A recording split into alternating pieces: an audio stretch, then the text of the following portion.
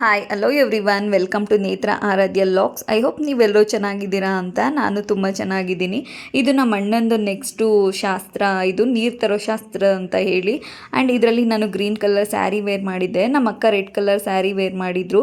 ಅರ್ಶಿನ ಕುಂಕುಮಕ್ಕೆಲ್ಲ ಹೂವು ಎಲ್ಲ ರೆಡಿ ಮಾಡಿಕೊಂಡು ನೆಕ್ಸ್ಟು ನಾವು ಹೊರಟಿದ್ದು ನೀರು ತರೋಕ್ಕೆ ಅಂತ ಹೇಳಿ 5 ತಾಮ್ರದ ಬಿನ್ಗೆ ತೊಗೊಂಡು ಆ್ಯಂಡ್ ಅಲ್ಲಿ ಬೋರ್ವೆಲ್ ಹತ್ರ ಹೋಗಿ ಅದು ಬಿನ್ಗೆಗಳನ್ನೆಲ್ಲ ವಾಶ್ ಮಾಡಿ ಅದ್ರ ತುಂಬ ನೀರು ಇಟ್ಕೊಂಡು ಸೂರ್ಯ ಯಾವ ಕಡೆ ಉಡುತ್ತೆ ಆ ಕಡೆ ಇಟ್ಟು ಅದಕ್ಕೆ ಪೂಜೆ ಮಾಡಬೇಕು. ಆ್ಯಂಡ್ ಅದಕ್ಕೆ 5ನೇ ಗಂಟು ಅಂತ ಹೇಳಿ ಕಟ್ಟಿ ಅರ್ಶಿನ ಕುಂಕುಮ ಎಲ್ಲ ಇಟ್ಟು ವಿಭೂತಿ ಇಟ್ಟು ಆ್ಯಂಡ್ ಅದ್ರ ಮುಂದೆ ಕಳಶ ಇಟ್ಟು ಆ್ಯಂಡ್ ನಮ್ಮ ಅತ್ತೆ ಹೇಳ್ಕೊಡ್ತಾ ಇದ್ರು ಯಾವ್ಯಾವ ಥರ ಪೂಜೆ ಮಾಡಬೇಕು ಅಂತ ಹೇಳಿ. ನಾವು ಹಾಗೆ ಮಾಡ್ತಾ ಇದ್ವಿ.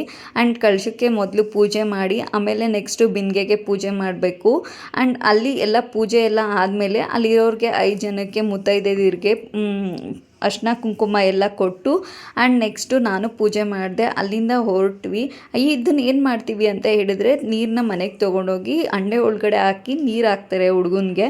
ಆ್ಯಂಡ್ ನಾವು ಇಲ್ಲಿಂದ ಬಿನ್ಗೆ ಎತ್ಕೊಂಡು 5 ಜನ ಹೋದ್ವಿ. ನನಗೆ ಅದನ್ನು ಬಿನ್ಗೆ ಎತ್ಕೊಳ್ಳೋಕ್ಕೆ ತುಂಬ ವೆಯ್ಟ್ ಇತ್ತು, ತಲೆ ಮೇಲೆ ಹೊತ್ಕೊಂಡು ಹೋಗಬೇಕು, ಕೆಳಗಡೆ ಸಿಂಬಿ ಇರಲಿಲ್ಲ. ನನ್ನ ಕಸಿನ್ಸ್ ಎಲ್ಲ ರೇಗಿಸ್ತಿದ್ರು, ನೀನು ಮನೆವರೆಗೂ ಕೂಡ ಎತ್ಕೊಂಡು ಆಗಲ್ಲ ಅಂತ ಹೇಳಿ. ಹಂಗೋ ಹಿಂಗೋ ನಾನು ಮನೆವರೆಗೂ ಎತ್ಕೊಂಡು ಬಂದೆ ತಲೆ ಮೇಲೇ. ಆ್ಯಂಡ್ ಅಲ್ಲಿ ಮನೆಗೆ ಬರೋ ಅಷ್ಟರಲ್ಲಿ ಕೆಳಗಡೆ ಇಳಿಸ್ಬಿಟ್ಟೆ.